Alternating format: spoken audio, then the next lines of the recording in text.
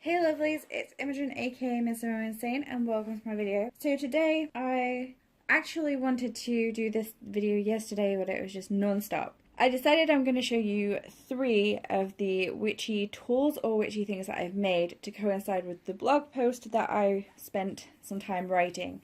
So I don't want to delve too much into it because I did write a blog post about this. So first of all, this is my wand, which I mentioned in said blog post, and it has this little notch here which makes it perfect for my finger, and this fits in my hand like so. And then it has this long extension with a piece of clear crystal quartz here, and then the end just reminded me of a witch's finger. I actually got this, it's a piece of driftwood that I saw, and basically I saw about this much of it sticking up out of the sand at the beach pointing at me, and it's just perfect. So I did add some leather thong type thing here. I hot glued it on very tightly, and then I waxed over the top with a candle actually. I added these charms to the end here. These are real magpie feathers. You can see how pretty they are, and there's 3 of those. And at the time, magpies were a very big significant thing in my life. I mean, they still kind of are, but not as much as they used to be. I added this crow themed skull. I added the chakra stones, so stones that coincide with those, plus a piece of white howlite skull on the end. Then I just added some additional random glass and wooden beads that don't really mean anything, they just kind of, I like them. This one is done in the idea of the elements, so it has air, water, fire, earth, and then spirit at the top. The pentagram, and these are sandalwood beads, and a tree of life. So this is my wand, and I just love the way that the sun picks up on the surface. They look so much better on camera than they do real life, but they also look really, really pretty in person as well. So as I said, I typically hold it like this. For the longest time I just used my index finger. I do like to use my hand as a whole, and I do prefer to still use my hand as a whole or my index finger as opposed to actually using this tool, but I like that I have this tool for casting or whatever I wish to do. So it is kind of balanced. Where is it? There. So the weight of the entire front versus the handle. And yeah, I really like it. Now and again I do wax it down with beeswax just so that it doesn't completely, I don't know, I just like doing that. So that's my wand. The next thing that I talk about in my blog is this rosary that I made, and it's based on elements, and it is based on the elements, basically a fantasy theme sort of. So we start at this point here, and I added amethyst for air, and then a little Pegasus charm. I then added malachite beads for earth, and to represent earth I added this little fairy charm.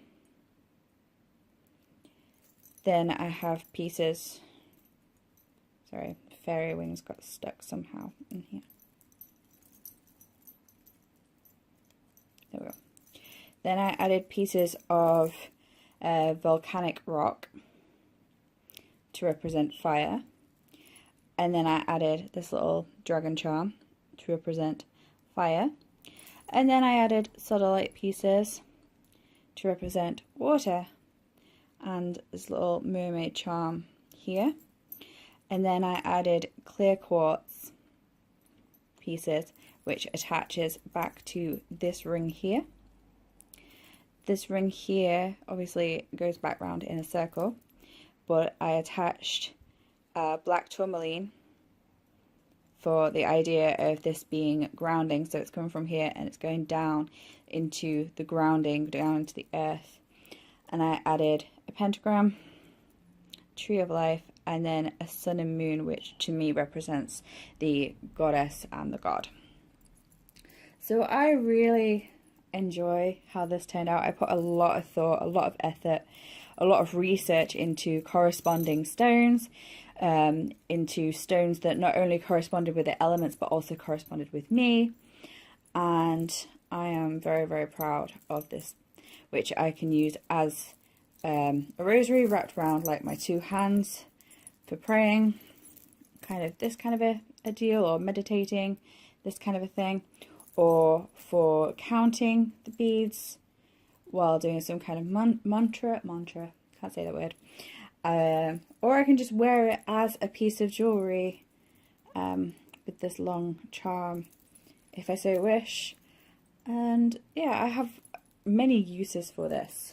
And it's not really a tool per se, but it is at the same time, because I feel like tools are anything that helps you connect, helps you with your practice and helps you connect to your practice. So this is the rosary that I made. Finally, another one that isn't a tool but it is on the exact same principle is this witch's ladder that I made, and I used pink twine and white twine and black twine, which was 3 pieces of this, I can't remember what it's called, but it does have a name, and basically you braid and knot in charms or feathers or bones or anything, and you can make these for many different reasons. This particular one was for protection and like to aid me towards my practice to always do good and help me to achieve the intent of which I put into things.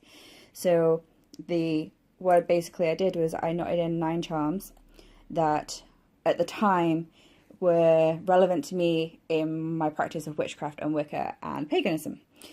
So I have the moon for the goddess.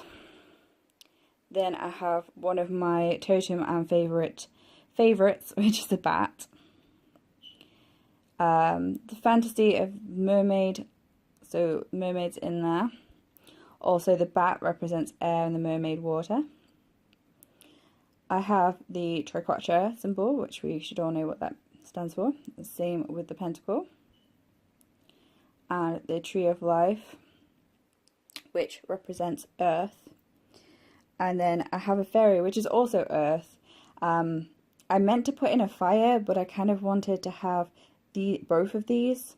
So I don't really have a fire element. I do have a witch's hat because that kind of is part of who I am.